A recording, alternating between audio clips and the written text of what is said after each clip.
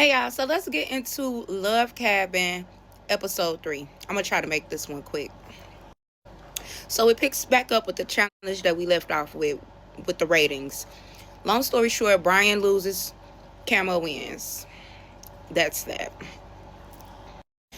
And during these challenges, Ray J low key be trying to switch things up. He low key be putting people with people they may not even want to be with. So then we get a cutaway with Desi, and he's like, who would you be interested in kissing? So she go over to Thanos, and she end up pairing with Thanos based off the kiss. And so since she goes to Thanos, that leaves Michael having to go to Athena.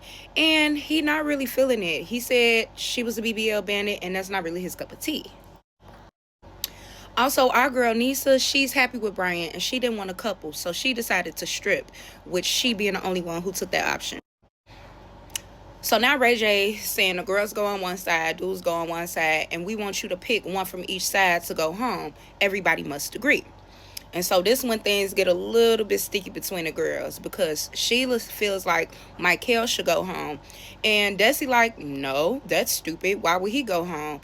But low key, Sheila ain't really trying to hear none of that. When she said Michael, she was gonna say his name regardless of if anybody spoke up for it or not. That's just how I feel.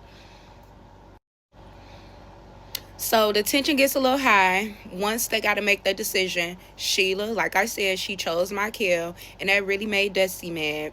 And then the guys chose Kiera. I told you, people ain't really feeling Kiera like that. She give good girl next door, and that's not what they're there for. Alright, so they get back to the house.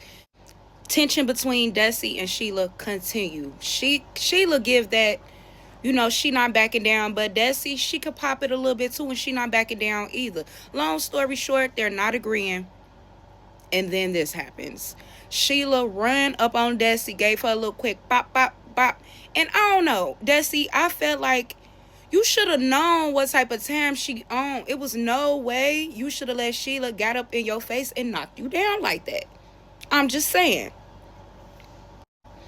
So then Michael calm her down, and then they go about the end of their night. So we get a cutaway scene with John and Chloe. And in this scene, this is when we find out who's hooked up.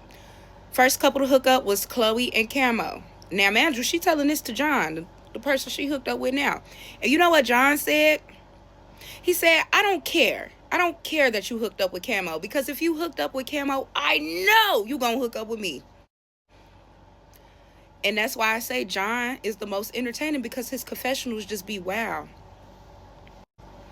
And then we found out Athena hooked up with Trap. Even though they ain't really trying to put it out there, he's still trying to play his cards. But yeah, they hooked up. The episode ends with another freaky challenge, which is probably what they're going to pick up with next week. And these are the couples that we are left with. Stay tuned for the next one.